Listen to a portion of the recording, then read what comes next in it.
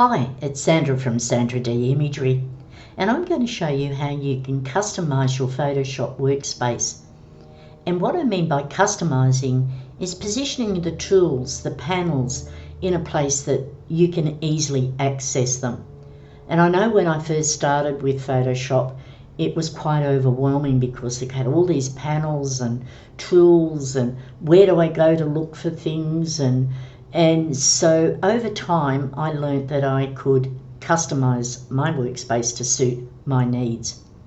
Now, for example, I'm working in a workspace that I've customized to suit my workflow. I do have a second monitor, and so I have a lot of my panels and plugins on that second monitor. But when I first started, I only had one monitor, so I had to what I call declutter my workspace. And particularly if you're working on a laptop, you've only got a certain amount of real estate that you can work with when you're editing your images. What do I mean by a workspace?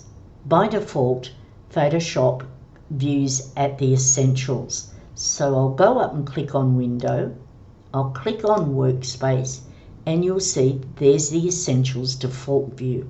If I click on that, you'll actually see that it will change the view. I've got some tools missing here, the toolbar's positioned over there.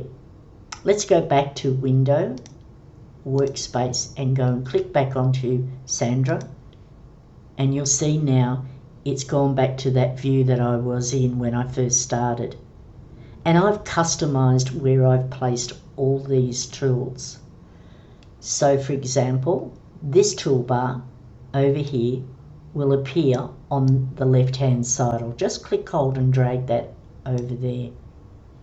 Now I found I was over here working on my layers panel or the adjustments panel, or coming down here and clicking on the mask, but when I wanted my brush tool, I'd have to come back over here and click. Now, you know, you can work on your shortcut keys, but I found I was going back left to right all the time. And then I decided I need to customize it. Because I'm right-handed, I want to have all my tools, all my panels on that right-hand side. So I'm going to come up here, click, hold and drag, and I'm going to move it over until I get a blue line. And that's what I call a docking station, or the blue line. Once I get that blue line, I let go, and that now has become docked into these panels. So that means that the toolbar, the adjustments panel, the layers panel is all linked together. What you'll find when you first start in Photoshop, it has a lot of tabs here, a lot of tools or panels, channels, paths. You don't need to work with those when you're first starting, so you can easily get rid of them. So for example, if I want to add another tab over here, so I'm going to go back up to Window, and I'm going to click on Channels, and I just need to dock that just in there, and you'll see there's my Layers tab and there's my Channels tab. But I don't want channels, so I'm going to click on the tab, drag it out, click on the cross, and now it's removed. It hasn't been deleted, it's just been removed from that panel. But let's say now that I actually want that Channels panel back. I'll go to Window, I'll go to Channels, I click, hold and drag, and I'm going to dock it in where I want. I'll click on Layers. So you can customize these tabs here, but you certainly don't need the ones by default, the paths, the channels, when you're first starting. And I don't use channels a lot, so I don't have it there. I'll just click on the cross and get rid of that. Let's go back up to Window and see what else that we've got. We've got gradients, we've got history, we've got the histogram. So let's click on histogram. That's now opened up that panel, but I don't want it floating. Now some people don't mind if their panels or tools are floating. I like to have them docked or all connected. So I'm going to bring that over, and when I get that blue line between the layers and the adjustments, I'll let it go. So now I've added a panel. If I go back up to window and let's say I get history, I could do the same thing. I can move it. But what I'm actually doing is I'm increasing the panels, the tools, and it becomes cluttered.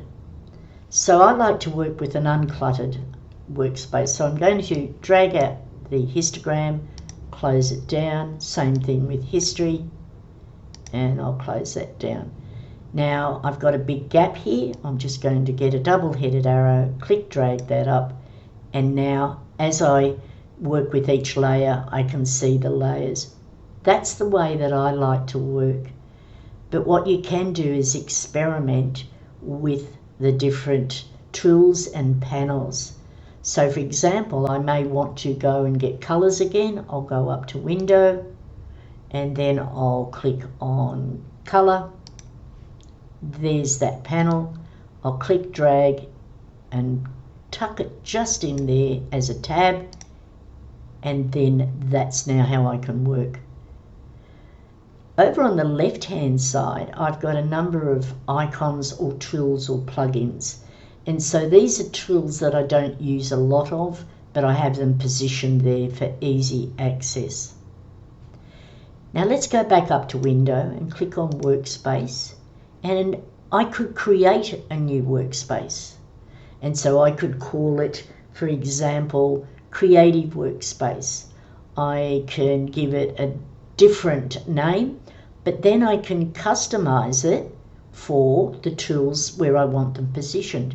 So for example, if I click on to Zoom desktop, which is one that I use for teaching online or presenting, I'll click on that workspace and you'll see that the view has changed. So you've got the panels there. Now I might want to make that a bit smaller, so I'll just get the double-headed arrow and click, hold and drag. And then I've got what I call an uncluttered working space. So let's say I finished teaching and I want to create an image. I'll go back up to window, click on workspace and change back to the workspace that I like to work in, called SandraD.